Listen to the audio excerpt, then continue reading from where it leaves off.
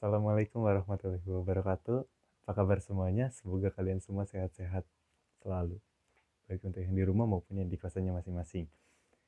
Oke, kembali lagi dengan saya. Perkenalkan, nama saya Ramli Firdaus Kusnadi dengan NIM 18 19 10 70 10 24, dan saya merupakan mahasiswa dari program studi Teknik Konstruksi Perkapalan dari Universitas Jember. Terima kasih untuk teman-teman yang sudah meluangkan waktunya untuk melihat video saya ini.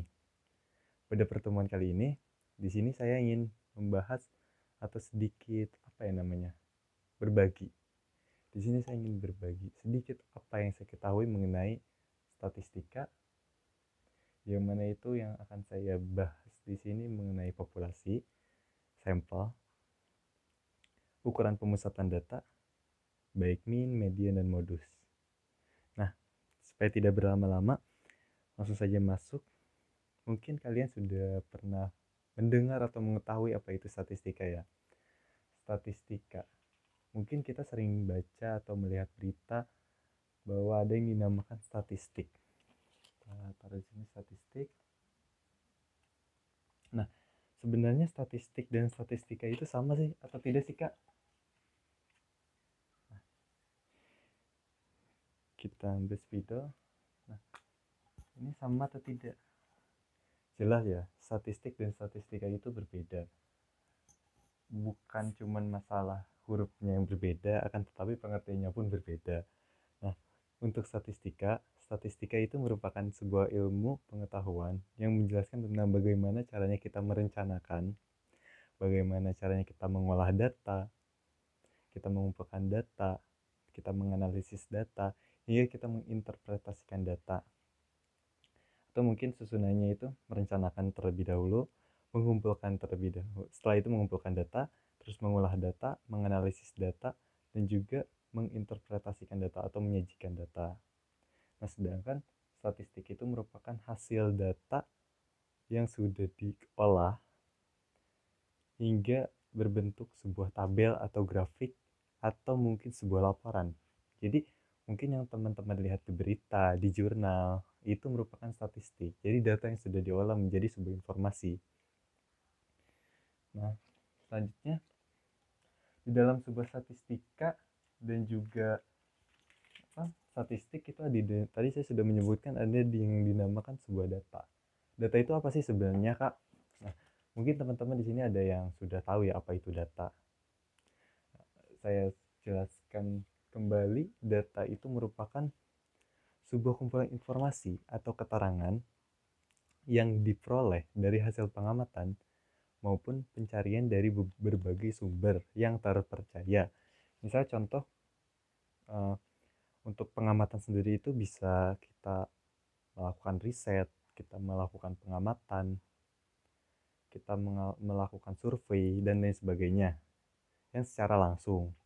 Nah, yang kedua itu mengumpulkan informasi-informasi dari berbagai sumber. Nah, mungkin bagi teman-teman yang tidak memiliki waktu banyak atau waktu luang untuk melakukan sebuah riset atau survei, mungkin teman-teman bisa menggunakan cara yang kedua, yaitu dengan mencari sumber-sumber dari referensi-referensi yang terpercaya. Misalnya contoh, teman-teman mengumpulkan data atau informasi dari buku, jurnal, laporan, paper, yang mungkin teman-teman rasa itu sangat terpercaya, seperti itu. Nah, di dalam data itu kita sangat mengenal dengan populasi dan sampel. Nah, populasi dan sampel itu sama atau tidak sih, Kak? Ya, mungkin teman-teman bisa beranggapan bahwa populasi itu sama dengan sampel. Akan tetapi mungkin beberapa dari teman-teman mengatakan bahwa Allah, populasi itu beda dong dengan sampel. Nah, saya di sini akan sedikit menjelaskan menurut perspektif saya ya. Jadi populasi itu bisa dikatakan sampel, dan juga populasi itu tidak bisa dikatakan sampel, seperti itu. Itu menurut perspektif saya. Nah, alasannya kenapa? Ya mungkin kita throwback ulang atau kita mundur ke belakang. Apa sih populasi? Populasi itu adalah sekumpulan dari objek-objek penelitian, baik benda, manusia, hewan, tumbuhan, dan lain sebagainya, yang bisa kita teliti untuk menjadi sebuah data atau informasi yang bisa kita presentasikan atau kita yang kita presentasikan kepada masyarakat seperti itu. Nah, mungkin ada beberapa pandangan dari tokoh-tokoh terkemuka atau orang-orang ahli di bidang pakarnya yang mengatakan bahwa populasi itu apa sih ya? Nah, misalnya di sini saya mengutip dari pernyataan yang pertama itu Dr. Andes S. Margono. Jadi Bapak Margono ini mengatakan bahwa populasi itu adalah sekumpulan data yang menjadi pusat perhatian kita dalam ruang lingkup tertentu dan waktu yang sudah kita tentukan. Berbeda dengan Bapak Hadari Nawawi, sebenarnya sama saja, cuman kalimatnya berbeda. Nah, sedangkan Bapak Nawawi ini mengatakan bahwa populasi itu sekumpulan objek penelitian yang terdiri, yang mungkin bisa dari benda, manusia, hewan, tumbuh-tumbuhan, ataupun peristiwa-peristiwa yang mana bisa memiliki karakteristik untuk diteliti. Seperti itu. Sekarang sampel itu sekarang kita menjelaskan mengenai sampel ya. Sampel itu mungkin bisa dikatakan populasi ataupun mungkin tidak. Nah, sebenarnya apa sih itu sampel? Sampel itu merupakan bagian dari populasi yang akan diteliti. Sebagian dari populasi yang akan diteliti. Ingat kata-katanya itu ya. Sebagian populasi yang akan diteliti. Jadi otomatis sampel itu mengambil sebagian dari populasi. Misalnya contoh, ketika kita ingin melakukan sebuah riset atau penelitian mengenai vaksin terhadap anak, kan anak-anak tuh banyak sih. Maksudnya tuh di misalnya di lingkungan saya, di kampung saya itu jumlah anak-anak itu sangat banyak. Otomatis kita tidak bisa melakukan penelitian. Sebenarnya bisa kita melakukan penelitian ke seluruh anak, akan tetapi membutuhkan waktu yang cukup lama dan tidak efektif. Nah, otomatis kita hanya mengambil beberapa saja untuk diteliti. Nah, tadi yang sudah saya berikan contoh itu, semua anak-anak itu kita anggap populasi. Nah, bagian yang kita ambil untuk diteliti itu dinamakan sampel. Seperti itu, lebih apa ya namanya, secara umum atau secara general membedakannya. Akan tetapi kadangkala semua populasi itu bisa semua populasi itu bisa diteliti. Makanya saya tadi beranggapan bahwa populasi itu bisa dikatakan sampel ataupun populasi itu tidak bisa dikatakan sampel. Jadi tergantung dari sudut pandang kita menerimanya seperti apa, atau sudut pandang kita menjelaskannya seperti apa, seperti itu. Nah, di dalam sampel itu ada dua kriteria, yang mana sampel yang baik itu harus memiliki nilai atau sifat representatif. Representatif itu apa sih, Kak? Representatif itu bagaimana caranya sampel itu bisa menggambarkan mengenai karakteristik dari populasi. Jadi kesimpulan dari sampel yang kita teliti itu harus menggambarkan populasi yang yang sebelumnya kita akan teliti. Itu bagaimana caranya supaya sampel itu bisa menggambarkan ke semuanya, seperti itu. Jadi sampel yang baik itu seperti itu. Nah, bagaimana caranya kita memilih sampel? Itu sebenarnya ada dua kriteria ya. Kriteria yang pertama itu inklusi dan yang kedua itu eksklusi. Kita tulis ini, kita cabut. Nah, yang pertama itu inklusi dan yang kedua itu eksklusi. Nah, yang membedakan antara inklusi dan eksklusi itu, kalau inklusi itu lebih ke karakteristiknya, teman-teman. Jadi ketika teman-teman ingin memilah objek itu berdasarkan ciri-cirinya atau karakteristiknya. Sedangkan kalau eksklusi itu lebih ke teknis. Jadi tidak bisa dipilah secara secara khusus. Jadi eksklusi itu lebih ke teknis. Jadi apa kata nanti kalau bahasa sekarangnya, seperti itu. Nah, alurnya ketika kita akan melakukan sebuah penelitian kan otomatis yang pertama itu ada yang dinamakan populasi. Nah, populasi kita tandain agar tidak sama. Nah, agar menjadi sampel, ibarat seperti ada pipa. yang di dalamnya itu sampel. Populasi ini masuk, di sini ada yang dinamakan penyaring. Mungkin kita bisa sebut penyaring yang dinamakan inklusi. Jadi tidak sembarang orang bisa masuk ke pipa ini. Nah,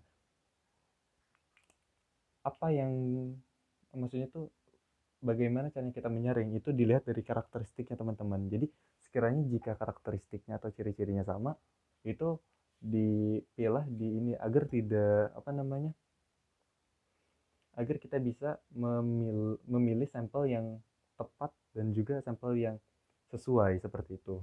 Nah, ketika semua data di sini terkumpul, kita mengeluarkan beberapa data. Data ini keluar. Nah, kenapa data ini keluar? Itu ada beberapa faktor.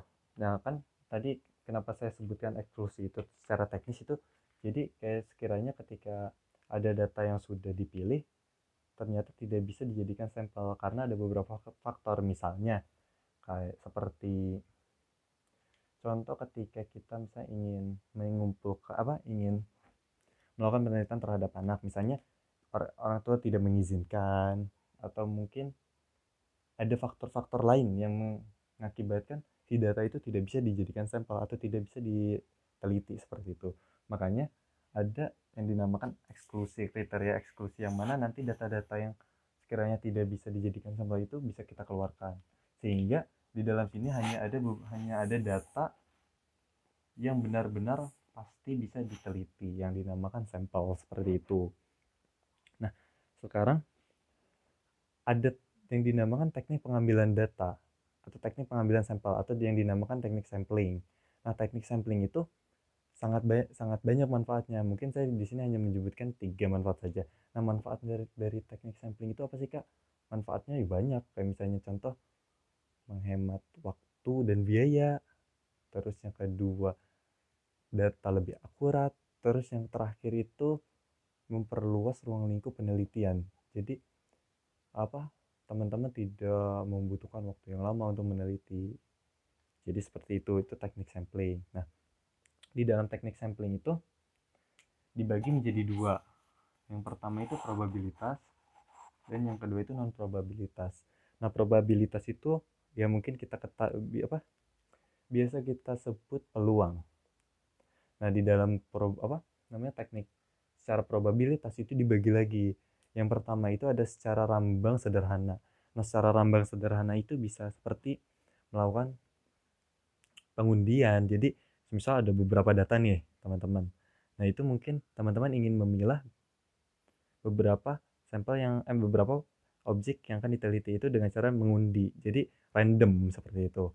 Terus yang kedua itu ada secara sistematis sesuai urutan. Semisal dari urutan pertama sampai terakhir itu dipilih sesuai dengan urutannya masing-masing. Terus teknik yang ketiga itu ada secara rambang proporsional, dan yang keempat itu secara rambang bertingkat. Sebenarnya poin ketiga dan poin keempat itu hampir sama. Nah, samanya di mana ketika ada populasi, biasanya si peneliti itu atau si pengamat itu bisa mengklasifikasikan populasi itu menjadi subpopulasi. Nah, jadinya untuk secara ragam proporsional dan bertingkat itu sama saja. Nah, yang membedakan itu ketika sudah kan rambang proporsional itu misalnya ketika ada subpopulasi terus kita ambil secara sistematis. Nah, kalau bertingkat itu jadi subpopulasinya itu ada tingkatannya masing-masing, teman-teman. Jadi mungkin si peneliti itu ingin membuat struktur yang lebih padat lagi. Kayak misalnya ada populasi, ada subpopulasi tingkat 1, tingkat 2, tingkat 3, tingkat 4 dan seterusnya. Mungkin seperti itu. Nah, yang terakhir nih ada secara klaster. Secara klaster kan biasa kita kenal sebagai wilayah ya. Jadi ketika teman-teman ingin meneliti dengan cakupan yang sangat luas, misalnya teman-teman ingin meneliti tentang wabah corona. Nah, kan wabah corona sekarang kan sudah mendunia kan, maksudnya tuh banyak negara-negara yang sudah terkena kan. Nah, karena terlalu banyak ruang lingkupnya itu membutuhkan waktu yang sangat lama untuk teman-teman teliti. Nah, otomatis teman-teman mungkin bisa membaginya dengan beberapa wilayah. Jadi kayak misalnya wilayah A, B, C, D, dan D seperti itu. Jadi untuk poin kelima itu secara cluster.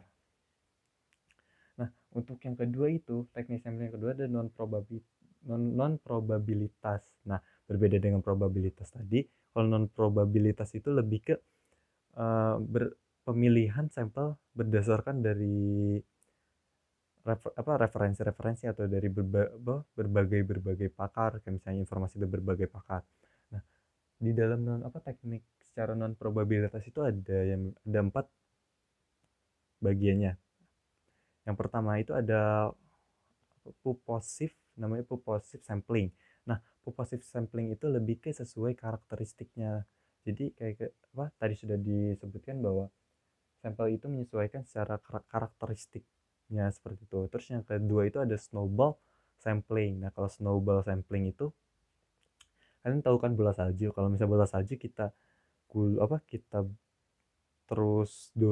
dorong ya, terus dorong atau terus kita buat kan lama-lama semakin membesar. Nah, itu sama konsepnya itu seperti bola salju. Nah, jadi ketika kita ingin memilih sampel, misalnya kita sudah memilih sampel A.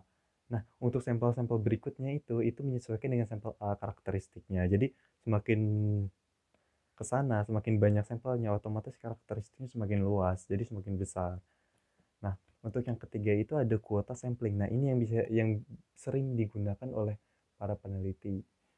Kuota sampling itu namanya kuota, otomatis kan kuota itu ketersediaan. Nah, jadi si sampel itu menyesuaikan dengan kuota yang ada. Kayak misalnya saya ingin meneliti dengan total sampelnya itu sekian. Nah, itu sudah saya batasi secara kuota. Nah, yang keunggulan dari teknik kuota sampling ini, jadi kita tidak susah payah untuk memilah sampel mana yang sesuai dengan apa yang akan kita teliti. Jadi random, dan kuota sampling ini kenapa sering digunakan karena mudah dan bisa dilakukan di mana saja. Jadi tidak memerlukan teknik tersendiri. Nah, yang terakhir itu keempat, secara kebetulan. Jadi tiba-tiba secara random atau tidak terduga-duga lah seperti itu. Misalnya sampelnya itu kita memilih sampel secara tidak terduga-duga, secara kebetulan seperti. Nah, jadi di sini saya akan memberikan contoh mengenai perbedaan antara populasi dan sampel. Di sini saya akan meneliti kualitas beras yang baik itu seperti apa. Di sini saya memiliki setengah gelas beras, yang mana ini disebut populasi,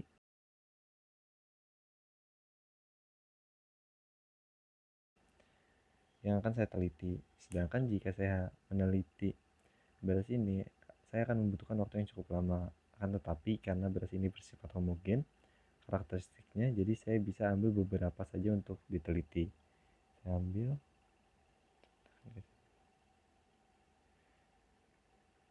Nah, jadi beras yang saya ambil ini yang nantinya akan saya teliti, dan beras ini dinamakan sampel.